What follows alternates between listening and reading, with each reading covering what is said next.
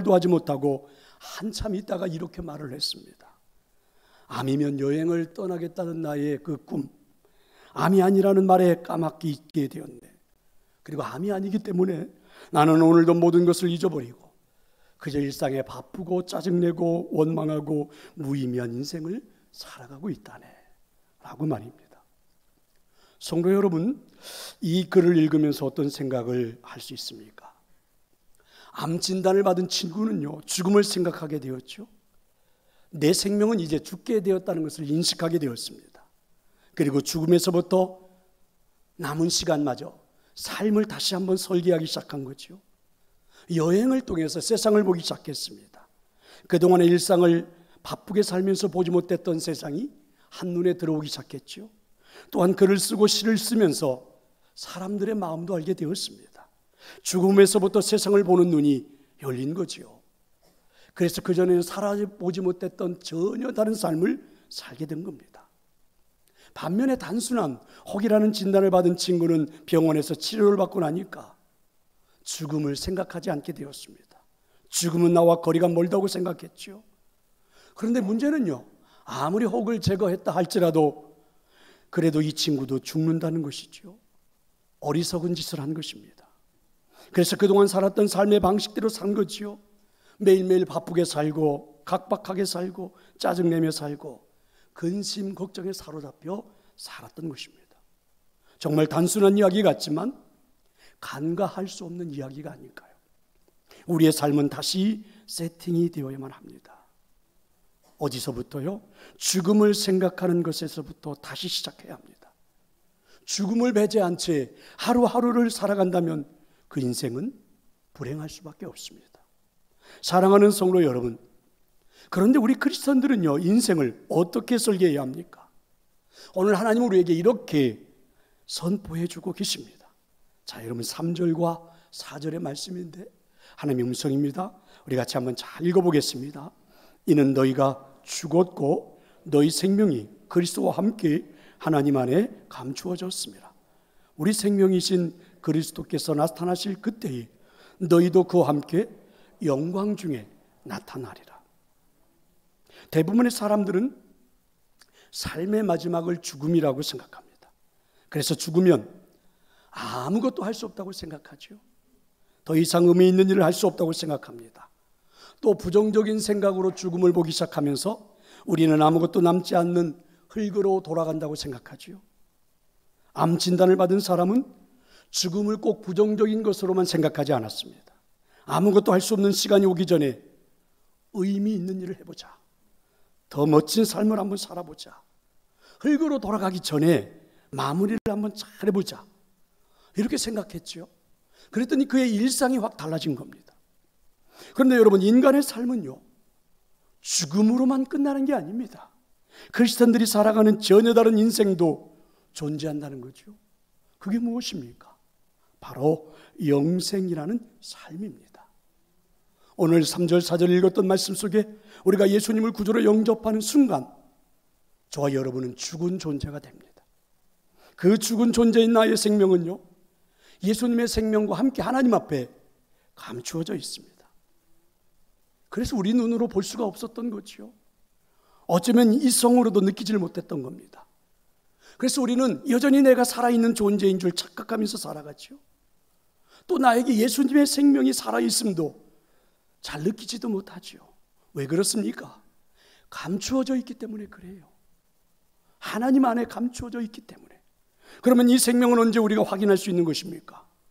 내 생명의 주인 되신 예수 그리스도가 나타나실 때에 우리는 확인하게 될 것입니다. 나의 생명이 맞춰지는 그 순간에 확인하게 되겠죠. 이것이 무엇입니까? 바로 영생입니다. 바로 천국에서 볼 수 있는 생명입니다. 영원한 생명입니다.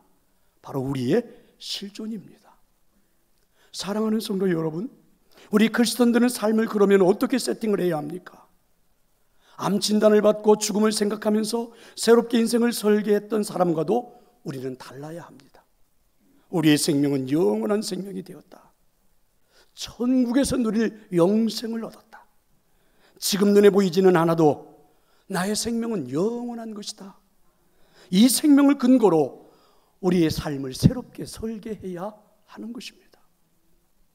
하나님은 우리를 창조하실 때 아주 고급스러운 존재로 만드셨습니다. 품이 있는 존재, 바로 생각하는 존재로 우리를 만드신 겁니다. 그런데 우리는 어느 순간인가부터 모두가 생각 없이 인생을 살아갔죠. 그 결과 하나님과 멀리 떨어져 버렸고 하나님을 잊어버리면서 살고 있죠. 이게 현대인들의 모습, 현재를 살아가고 있는 우리들의 모습이죠. 한 신문에 이런 글이 실렸습니다. 61세 된 여성 작가 제인 로터라는 사람이 말기암에 걸려서 죽음에 임박하게 되었는데, 그분은 자신이 사망했을 때 신문에다가 부고를 낸다면 자녀들이 내게 하지 말고 내가 한번 스스로 써볼까 하고, 그리고 이렇게 글을 썼습니다. 남편에게, 내 인생에서 당신을 만난 것은 행운이었어요. 당신을 하늘만큼 사랑해요. 아들, 딸들에게, 너희들이 살아가다가 장애물을 만나기 마련인데 그때 너희는 그 장애물 자체가 길이라는 것을 잊지 말아라. 저는 이 말씀이 더 좋다고 생각해. 나는 신나는 세상으로부터 영원한 휴가를 떠난다. 여러분, 말기암, 죽음을 얼마 남지 않은 인생 앞에서도 이렇게 여유로운, 이렇게 새로운 꿈을 꿀 수 있다는 것이 얼마나 멋진 존재입니까? 하나님은 우리를 그런 수준으로 만드신 겁니다. 얼마나 멋져 보여요. 이렇게 멋지게 살 수 있는 사람들이 바로 크리스찬입니다. 여러분, 이런 인생 살고 싶지 않으세요? 저는 여기서 중요한 질문을 던지고 싶습니다. 왜 우리는 이런 멋진 인생을 설계하지 못하는 것일까?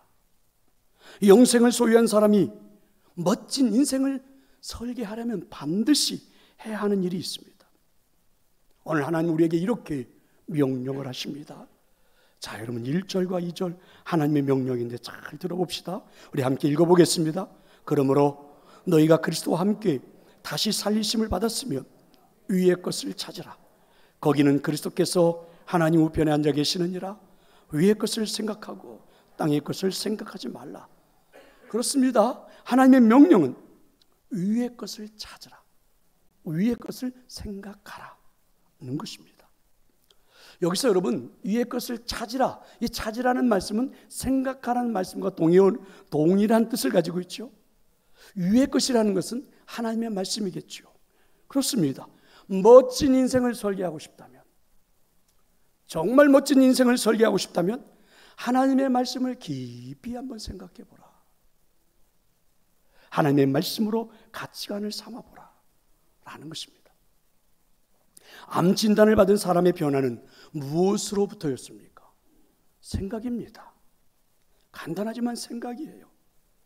이제 악성암은 나에게 죽음에 이르게 할 텐데, 이 암은 나를 죽음에 이르게 할 텐데 라는 생각이죠. 바쁘게 일생을 살다 보니까 죽음은 생각할 수 없었습니다. 나에게는 전혀 상관없는 일인 줄 알았어요. 그런데 사실 죽음은 누구에게나 찾아오는 것입니다. 암과 함께 생각에 잠기면서 죽음은 나의 현실이 되는 것이구나, 비켜갈 수 없는 일인 것을 현실에서 느끼기 시작한 것이죠. 이 모든 것을 깨달은 것은 어디로부터? 생각으로부터입니다. 그래서 죽음을 생각하면서 이 사람은 삶을 다시 설계한 거죠. 마찬가지입니다. 우리가 암 진단 받은 사람 못지않게 똑같은 상황이 펼쳐진 것입니다. 오늘 본문에 보십시오. 어떻게 말입니까? 구원받은 것입니다. 여러분, 구원받은 우리를 본문은 이렇게 말씀합니다. 이는 너희가 죽었다. 이는 너희가 죽었고입니다. 구원받았다는 것은 내가 죽었다는 거죠. 더 이상 내 안에 나라는 존재는 없다는 것입니다. 바로 천국에서 살 수 있는 충분한 생명이 존재하기 시작했다는 거지요. 내게 영생이 존재하기 시작했다는 것입니다. 얼마 안 있으면 이 생명이 위력을 발휘하게 될 것이다. 감추어졌던 것이 드러나게 되고, 그리고 이 영생의 생명이 내 삶에 얼마나 소중한 것인지 체험하게 될 것이다. 이와 같은 생각을 가지고 우리의 삶을 다시 설계해야 한다는 것입니다. 사람은요, 생각하고 묵상하는 존재로 지음받았습니다. 하나님이 우리를 만드실 때 우리 인생의 내면의 깊은 곳에 아주 신비한 자료들을 다 내장시켜 주셨어요. 그건 바로 묵상하는 그러한 자질입니다. 사람이 깊이 묵상해보고 사람이 깊이 생각하면 충분히 그 안에서 새로운 인생들을 볼 수 있는 그런 역사들이, 그래서 그런 자질들이 충분히 갖게 만들어 주셨어요. 그래서 거기서부터 이제 인생에 대한 눈이 떠집니다. 알게 됩니다. 그리고 거기서부터 행복을 느끼게 하십니다. 하나님은 우리를 그렇게 만드신 거예요. 그럼 여러분, 사람이 왜 하나님의 말씀을 가지고 생각하고 묵상을 해야 하는 것입니까? 성 어거스틴은 참회록에서 이렇게 고백했습니다. 하나님이 당신 자신을 위해 우리를 창조하셨다. 우리의 마음은 그분 안에서 안식을 찾을 때까지 결코 진정한 안식을 발견하지 못했다. 하나님의 말씀을 묵상하면서 경험하고 체험했던 어거스틴의 고백이에요. 하나님을 위해 나를 만든 거예요. 나 인간의 개인의 어떤 안위를 위해서 만든 게 아니라 하나님을 위해 저와 여러분이 이 땅에 존재한 겁니다. 다르게 말해보면 하나님은 우리와 함께 행복을 누리며 살기 위해 이 땅에 우리를 보내주신 거예요. 그럼 우리 마음은 하나님을 만나기 전에는, 우리 마음은 하나님을 소유하기 전에는, 하나님을 인식하기 전에는 우리 인생의 행복이란 존재하지 않는 거죠. 이것을 어떻게 할 수 있다고요? 어거스틴은 말씀을 생각하면서, 말씀을 묵상해 보면서 그런 하나님을 만날 수 있었다, 이렇게 고백합니다. 폴 발타자르라는 사람은 기도라는 책에서도 이렇게 말해요. 사람은 하나님의 말씀을 듣는 자로 창조되었다. 그 말씀에 순응할 때 자신의 진정한 존엄성을 알게 된다. 100% 동감합니다. 하나님의 말씀을 가지고 우리가 생각하게 될 때 내가 얼마나 존엄한 존재인지, 멋진 존재인지, 우리들의 인생이 어떻게 펼쳐지고 있는지를 알 수 있다는 거죠. 하나님은 우리를 그렇게 만드신 것입니다. 우리는 또 하나 생각해 볼 수 있는 게요, 구약 시대에는, 우리가 성경이 기록되어 있는 구약 성경이 있는 그 시대에는 지정된 장소, 지정된 건물에서만 하나님의 말씀을 들었죠. 하나님과 대화가 이루어졌죠. 그래서 모세는 언제든지 하나님을 만나려면, 하나님과 대화하려면 시내 산에 올라야만 했습니다. 제사장들은 하나님을 만나고 하나님과 대화하려면 성소, 지성소에 들어가야만 했습니다. 그런데 오늘은요, 우리가 사는 현대, 지금 이 신약의 시대는, 현대의 시대는 장소가, 건물이 따로 정해져 있지 않지요. 지성소와 성소를 갈라놓았던 휘정이, 이게 여러분, 성소 안에 보면 이렇게 되어 있는 거죠. 제가 서 있는 곳을 지성소라고 그래요. 여러분이 앉아 있는 곳을 성소라고 그래요. 여기는 휘장이 쳐 있어서 여러분이 그 안에 앉아 있는 곳에서 저를 볼 수가 없었습니다. 그리고 여러분, 이 성소 안에도 일반인들은 들어올 수가 없었죠. 제사장들만 들어왔던 거죠. 그리고 이 지성소 안에는 대제사장만 1년에 딱 한 번 들어올 수 있었죠. 차단되어 있었던 거죠. 만남이 자유롭지 않았죠. 그런데 여러분, 이 성소와 지성소의 문이 열려지고 저 성전의 문이 활짝 열려진 거죠. 그게 어디서부터? 예수 그리스도가 십자가에서 죽으시는 순간 역사가 일어난 겁니다. 그 순간에 휘장이 갈라져 버렸죠. 그리고 여러분, 성소와 지성소가 없어져 버렸고 성전의 문이 열려져 버렸다는 이야기죠. 그래서 하나님은 언제나 우리 마음에 와 계십니다. 그리고 매일매일 나에게 말씀하십니다. 언제든지 묵상을 통해서 하나님의 말씀을 들을 수 있습니다. 그래서 오늘 성경은 땅의 것을 버리고 위의 것을 찾으라, 위의 것을 생각하라. 그래서 하나님은 사람을 이렇게 생각하는 존재, 묵상하는 존재로 창조하신 것입니다. 배너라는 작품을 만들었던 저자 루이스 일리스라는 사람은요, 원래 무신론자였습니다. 사람들이 자꾸만 하나님이 있다고 존재한다고 말하니까 하나님이 존재하지 않는다는 것을 증명해 보이기 위해서 이 사람은 성경을 읽기 시작했습니다. 허구라고, 허무라고, 자기가 충분히 존재를 증명하겠다고, 하나님이 없음을 증명해 보겠다고, 그래서 성경을 연구하기 시작했고 읽기 시작했어요.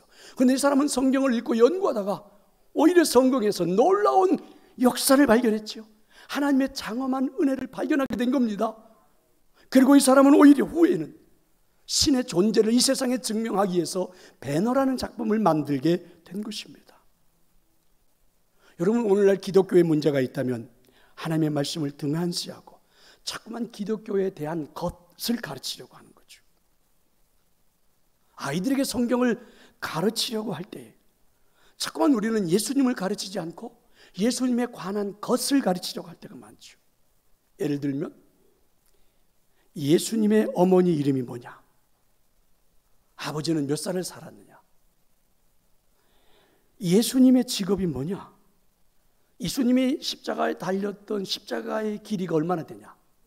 무게는 어느 정도가 되는가?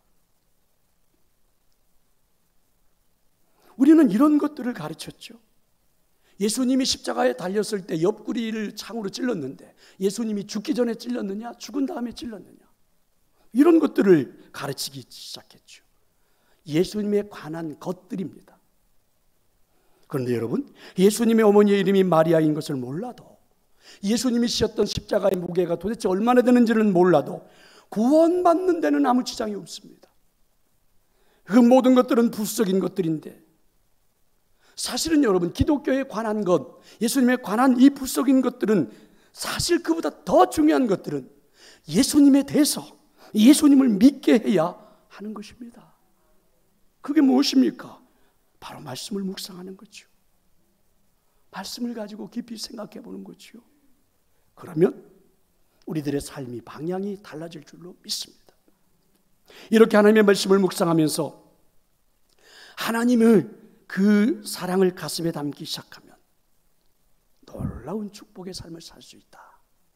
이게 성경의 진리입니다. 그리고 여러분, 이런 삶이 나타나기 시작하면 나 자신의 정체성도 발견하게 되죠. 나는 누구인가? 나는 왜 살아가고 있는가? 이런 정체성도 분명하게 알 수 있게 되는 거죠.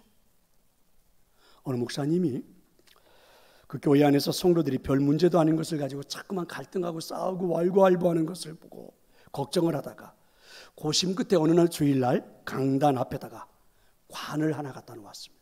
사람들이 죽으면 입관하는, 그래서 그 관을 하나 갖다 놓은 거죠. 그리고 그 관 앞부분 뚜껑을 조금 열어놓았습니다. 그리고 성도들에게 한 사람씩 나와서 그 관 안을 들여다보라고 했습니다. 목사님 말씀대로 교인들이 한 사람 나와서 관 안을 들여다보기 시작했죠. 그런데 들여다보는 사람마다 모두가 한결같이 움찔움찔하면서 뒷걸음을 치고 뒤로 물러나는 겁니다. 그리고 여러분, 그 다음부터 교회는 굉장히 조용해졌고 더 이상 갈등, 싸움이 사라졌대요. 그래서 저도 고민 중에 있습니다. 다음 주쯤에 관을 하나 갖다 놓고 한번 실행에 옮겨볼까, 이런 생각도 한번 해봅니다. 여러분, 성도들이 관 속에 뭘 보았기 때문에 그랬을까요? 사실은 관 속에는요, 큰 거울이 놓여져 있었습니다.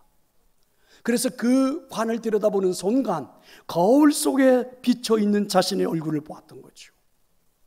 나는 누구입니까? 관 속에 있는 거울을 통해서 느낄 수 있죠. 그 관 속으로 들어가는 존재입니다. 죽음이 비켜갈 수 없는 존재. 결국 이 죽음 앞에서 모든 사람들은 잠잠해졌습니다. 갈등도 싸움도 그쳤습니다. 더 이상 자신이 잘났다는 것도 의미가 없어진 걸 알았습니다. 내게 가지고 있는 부의 축적도 아무런 의미가 없음을 알게 됐지요. 명예가 무슨 소용이 있나. 그래서 이 관 안에 자신의 얼굴을 들여다본 사람들은 인생을 다시 설계하기 시작한 거죠. 교회 안에서 자신만을 주장했던 그 갈등들 모두가 멈추어지게 되고 교회는 평화를 찾는 새로운 인생이 세팅이 된 거죠. 성도 여러분, 위의 것을 생각하는 묵상을 통해 삶은 얼마든지 새롭게 설계될 수 있습니다.